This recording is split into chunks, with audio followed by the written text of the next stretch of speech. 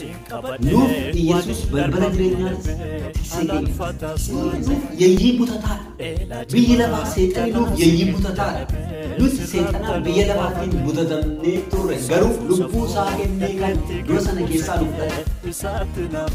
Yesuus jala jiran warri gooftaa Yesuus Kiristoosiin tuffaman badiisi jalqabu.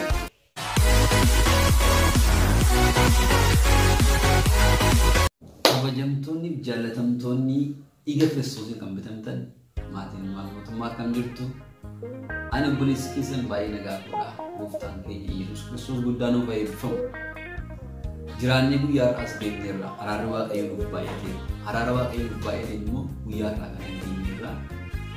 Egaa jireenyi keenya iyyuu nuuf dinqii jechuudha. Miraakilii iddoo biraatii yookiis immoo miraakilii dinqii iddoo biraa deemnee waan ilaalu miti. Jireenyi guyyaa nuyi jiraan sa'aatiidha sa'aatiitti, daqiiqaadha daqiiqaatti, sekendiidha sekendiitti kan gooftaan keenya nu jiraachisaa jiru kun nuuf baay'ee dinqiidha. Hojii dinqii isa guddaa gooftaan keenya Yesuus Kiristoos nuuf raawwataa jirudha. Eegumsi Waaqayyoo karaa hundumaan nuuf baay'atee keenyaan jiraanne nuti hoolotni Waaqayyoo karaa eegumsa Waaqayyootiin jiraanne. Egaa kanaan dura walii wajjiniin ilaalaa kan turre waa'ee anaa Yesuus Kiristoos wangeela Yohaannisiin beezii godhannee jechuudha. Ka'umsa godhannee wangeela Yohaannis keessatti kan argamu waa'ee anaa Yesuus Kiristoos torban gooftaan keenya Yesuus Kiristoos ana kan inni ofiin jedhe sana torban walii wajjin ilaalaa turre. Seensa paartii tokkoffaa, paartii lamaffaa, paartii sadaffaa walii wajjin ilaallee irra jechuudha viidiyoon isaa hojjetame. Amma immoo guyyaa har'aa kan qabadhee isin dhufaa jiru paartii afuraffaadha jechuudha. Paartii afuraffaa isin qabadhee dhufaa jira. Egaa gara sagantaa yookiis immoo erga guyyaa har'aatti osoo hin darbiniin dura chaanelii ilmaan mootummaa jedhu kanaaf haaraa kan taatan yeroo yerootti sagalee Waaqayyoo isiniif darbu gama kamiiniyyuu jechuudha. Karaa kamiiniyyuu kallattii kamiin sagalee Waaqayyoo isiniif darbu irraa hirmaattuu dubbii Waaqaa kana ta'uudhaaf sabiskiraayib gochuun isinitti tolee jireenya keessan immoo ittiin eebbifamee gaafa jedhu hiriyoota keessaniif gaaddanyyoota keessaniif sheer gochuudhaan wangeela mootummaa Waaqayyoo walii wajjin alaallamu kan jedhu dhaamsa koota jechuudha. Tuugaa ergaa guyyaa har'aatti hin darbiin duratti egaa kallattiidhumaan gara ergaa guyyaa har'aatti walii wajjin dabarra. Gooftaan keenya Yesuus Kiristoos ana kan inni ofiin jedhe afaan isaatiin kan inni dubbate daayirektirii isarraa kan dhageenye kallattiidhaan isarraa kan dhaga'an macaafa wangeela Yohaannis keessatti kan barreeffame jechuudha. Isa walii wajjin ilaalaa ture irraa ammas immoo itti fufnee walii wajjin ilaalaa jirra. Waaqayyo barumsa guddaa akka inni nu barsiisu, Waaqayyo dubbii sagalee isaa sirriitti akka inni dubbataa jiru abdii guddaan qaba. Kanarraa akka hubannus dubbii Waaqayyo jireenya keenya keessa akka bu'umus abdii guddaan qaba. Egaa warra dhagaaniitti jiraatan gooftaan hunduma keenya nu haa taasisu. Kutaa tokkoffaarraa kaasnee kutaa sadaffaatti ilaalleerra. Guyyaa har'aa immoo kutaa afuraffaa walii wajjin ilaallaa jiru. Kutaa afuraffaa maal jedhaa? Afuraffaa irratti gooftaan keenya torbee darban keessa torbee darban osoo hin taane ji'a darbe keessa kan walii wajjin ilaalle ana balballi hoolotaa gooftaan keenya Yesuus Kiristoos jedhe kutaa sadaffaa walii wajjin ilaalle turre. Guyyaa har'aa immoo kutaa afuraffaa isa gooftaan keenya Yesuus Kiristoos tikseen gaariin ana sanii ofiin ilaallaa jiru. Tikseen gaariin anadha jedhe gooftaan keenya Yesuus Kiristoos. Kallattiidhumaan tikseen gaariin anadha jedhee dubbate gooftaan keenya Yesuus Kiristoos. Egaa seenaa saba Israa'el akkaataa sabni Israa'el eegumsa keessatti itti fayyadaman yeroo darbe isiniif kaasee ture jechuudha. Waa'ee eegumsa hoolotaa keessatti akkaataa sabni Israa'el hoolota isaatti tikfatuu fi hoolonni sun kan itti galtu immoo gola hoolota sanaa akkaataa sabni Israa'el itti qopheeffatan isiniif kaasee ture. Sanumatti dhufee waa'ee gooftaan keenya Yesuus Kiristoos tiksee gaarii ta'uu isaa immoo sanumatti itti dhufnee walii wajjin gabaabaatti ilaalaa jechuudha. Sana osoo naqiin duratti dubbii Waaqayyoo walii wajjin dubbifannaa. Kanas akkuma yeroo darbee jechuudha. Yeroo darbee waa'ee gooftaan keenya Yesuus Kiristoos ana balballi hoolotaa sanni jedhee wangeela Yohaannis boqonnaa 10 irraa walii wajjin dubbifanne tokko kaasnee immoo 10 jechuudha. Har'a immoo isumatti dhufee kan jiru 11 irraa kaasnee walii wajjin ilaalla jechuudha. Kan dubbisu wangeela Yohaannis boqonnaa 10 lakkoofsa 11 kaasee amma 15tti dubbifannu waliin. Maqaa gooftaa Yesuus Kiristoosiitiin nan dubbisaa akkas jedhe. Yesuus tikseen gaariin anaa, tikseen gaariin lubbuu isaa hoolotaaf hin kennaa. Tiksee dhugaa utuu hin ta'in bitamee kan eegu hoolonnis kan isaa kan hin ta'in. Yeeyyiin hoolotatti dhufuu yommuu argu hoolota dhiisee hin baqata. Yeeyyiinis hoolota butatee warra hafan hin bittimsa. Namichi sun bitamee waan eeguuf hoolotaaf hin eegu. Tikseen gaariin ana. Ani hoolota koo beeka. hoolonni koos an beeku. Abbaan akkuma ana beeku anis akkuma abbaa beeku anii fi hoolonni koo wal beekna. Lubbuu koos hoolotaaf nan kenna.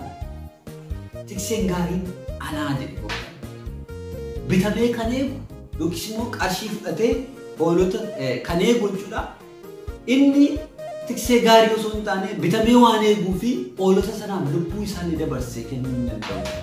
Garuu immoo hoolota sana owner godhee qabaatee jechuudha. Hoolonni sun kan isaa ta'anii deebi'ee immoo kan isaa ta'u qofa ramoo kan darbe tiksee hoolota sanaa immoo ofumaaf kan ta'e. Qarshii fudhatee yookiis bitamee kan hin eegne. Kan isaa godhatee hoolota mataa isaa kan eeggatu immoo hoolota isaatiif dabarsee lubbuu isaa kennaa. Egaa tikseen gaarii nana gooftaan keenya Yesuus Kiristoos dubbataa jechuudha. Tiksee gaarii ta'uu isaa immoo gooftaan keenya Yesuus Kiristoos gochaadhaanis nutti mul'iseera. Gochaadhaanis nutti mul'iseera. Afaanumaan qofa ani tiksee gaariidha. Ani akkasii jedhee dubbanne gooftaan keenya Yesuus Kiristoos. Gochaadhaanis argineerra jechuudha. Tiksee gaarii ta'uu gooftaa keenya Yesuus Kiristoos. Egaa yeroo darbe kan walii wajjin ilaalle sabni Israa'el dallaa tokkicha yookiis immoo gola tokkicha gola guddaa isaa hojjetee iyyuu kan hoolonni itti seenan achi keessa jiraatan hin hojjeta. Kana booddee gola guddaa kana wanta hoolonni keessa jiraattu kana mana hoolotaa kana balbala guddaa isaa karaa tokko qofa itti hojjetama jechuudha. Karaa ittiin hoolonni sun ol ba'anii gadi ba'an jechuudha. Karaa tokko qofa itti hojjetama jechuudha. Balballi guddichi karaa ittiin hoolonni sun ol galaniif gabba'anii balbala tokkicha jechuudha. Balbala guddicha jechuudha. Karaa biraatiin balballi hin jiru jechuudha. Kan karaa biraa dhufee gara hoolota sanaatti seenu egaa haadha jechuudha. Gooftaan keenya kan ibsite. Garuu hoolota sana bitamee kan hin eegne tikseen hoolota sanaa karaa kamiin dhufare karaa balbalaa karaa balbala guddichaa karaan karaa sana malee hin jiru.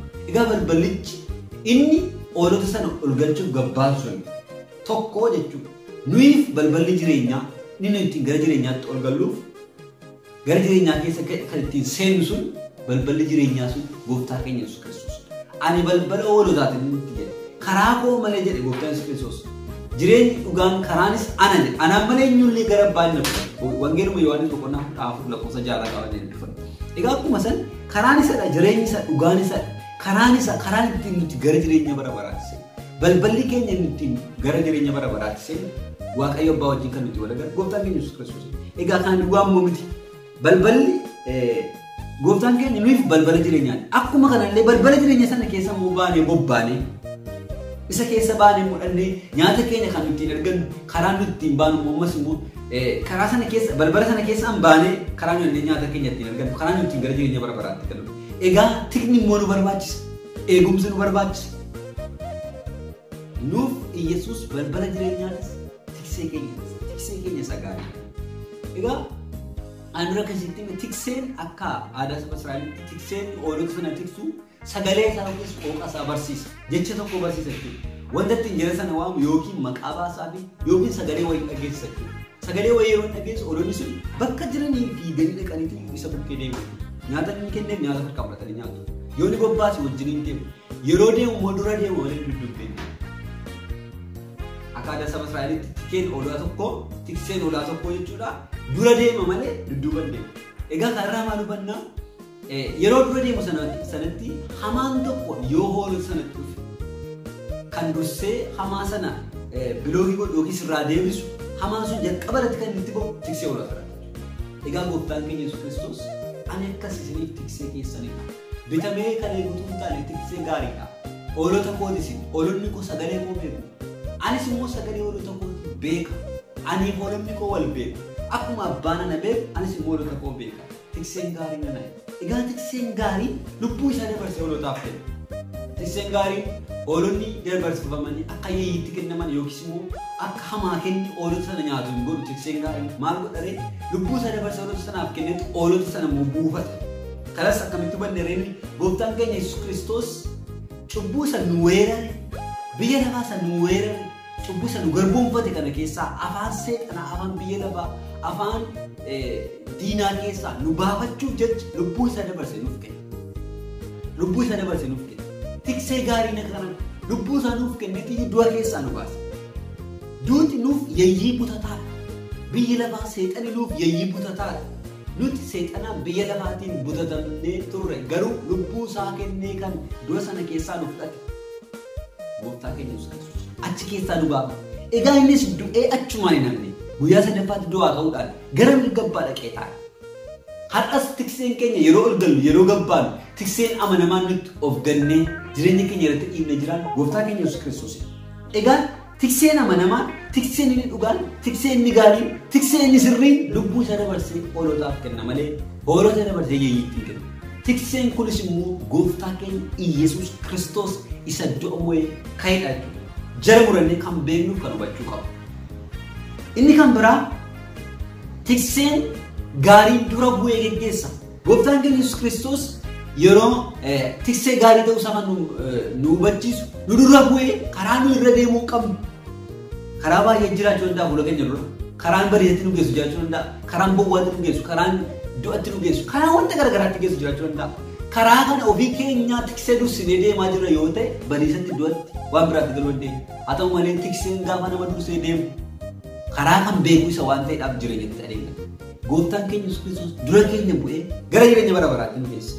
Har'as gooftaa kanaa wajjin kan waliin barre yoo jiraatu, gooftaa gara jireenyaatti nama hoogganu, gooftaa gara jireenyaatti nama geessu, gooftaa Yesuus Kiristoos kana fudhadhuuti abbaa kee tiksee kee godhadhu. Inni gara jireenyaatti si geggeessa, inni gara jireenyaatti si oofa. Karaa isaarraan jireenyaa argatta waan ta'eedhaaf. Karaan gooftaa Yesuus Kiristoos hammina hin qabu. Inni kan biraa hoolota isaa maqaa isaaniitiin iyyuu beeka.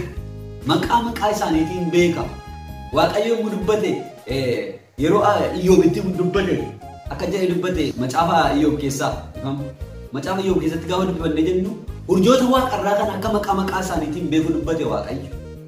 Yeroo hundee galaana kaayee yeroo lafa kana gad diriirse na bukkee turteetti jechaa ture Iyyoobidhaan Waaqayyo. Ani koo eenyu maqaa isaaniitiin urjoota kana waamuu danda'a? Eenyu urjoota kana lakkaa'ee xumuruu danda'a? Lakkoomnee xumuruu dandeenya urjoota. Haa ta'u malee Waaqayyo immoo maqaa isaaniitiin beeka urjoota. Akkuma kana gooftaan keenya Yesuus Kiristoos hoolota isaa hundumaa baay'inni jara danuu yoo ta'e maqaa isaaniitiin iyyuu beeka. Maqaa kootiin na beeka, maqaa keetiin si beeka. Maqaa keessanii isin hin beeku. Maqaa keenyaan nu beeka. Waa'een keenya gooftaa Yesuus Kiristoositti dargangamu. Maaliif? Inni tiksee gaarii, inni tiksee dhugaadha, inni tiksee keenya isa sirrii, isa dabarsee yeeyyiitti biyya lafaatti nu laannedha. Hoolota isaatiin kan beekaman, hoolonni isaa isaan kan beekamanidha. Innis immoo hoolota isaatiin kan beekamedha. Hoolonni isaa isa beeku, innis hoolota isaa beeka. Gooftaan keenya Yesuus Kiristoos ofii isaatiiyyuu beekumsa dhumtuu isarraa madde. Kanaaf tikseen gaariin, tikseen dhugaan, tikseen gara jireenyaatti immoo gooftaa keenya Yesuus Kiristoosidha. Warri tika gooftaa Yesuus Kiristoos jala jiran, warri gooftaa Yesuus Kiristoosiin tikfaman badiisi jalatti dhufu. Badiisi dingataa jalatti dhufu. Balaan hin barbaachifne jalatti dhufu. Balaan dingataa, balaan ariifataan, dhukkubni adeemaa saafaa isaanirra bu'uu hin danda'u. Warri tika gooftaa Yesuus Kiristoos jala jiran, warri tiksa gooftaa Yesuus Kiristoos jala jiran, warri gooftaan Yesuus Kiristoos tiksu yeroo hundumaa gammachuudhaan baanee gammachuudhaan galu. Inni tiksee gaarii amanamaa isa hundumaa gararraa waan ta'eef. Kaleessa ture har'a jira, darbee bara baraan jiraata. Umtuu mootummaa isaa, gooftummaa isaa, waaqummaa isaa dura goree dhaabbatee karaatti hir'isuu yookiis immoo duddubbee deebisuu hin danda'u. Kanaaf tiksee bara baraan jiraatu kaleessas har'a isa ture darbee amma bara baraatti isa nu gaggeessu isa nu tuksu gooftaa Yesuus Kiristoositti kooluu galuun barbaachisaadha. Inni tiksee jireenya keenyaa. Egaa Yesuus Kiristoos tiksee gaarii. Tikseen gaarii, tikseen dhugaan, tikseen sirrii gooftaa keenya Yesuus Kiristoosidha. Galanni guddaan gooftaa keenya Yesuus Kiristoosiif haa ta'u. Kutaa 5ffaadhaan booda walitti deebinaa nagaadhaan naaf turaa. Gooftaan koo ayyaana nagaa isiniif haa baay'isu. Wangeela mootummaa Waaqayyoo walii wajjin alallamnu. Gana wantoonni baay'een jiru kan walii wajjin dubbannu, kan walii wajjin barannu. Wanti hedduun isaa dhufaa jira. Gooftaan kennaa hedduu isaa nuuf kenneera. Waaqayyoo karaa keessa barsiisaa, karaa kootiin isin barsiisaa. Waaqayyoo galanni guddaan haa ta'u. Nagaadhaan naaf jiraadhaa. Shaaloom.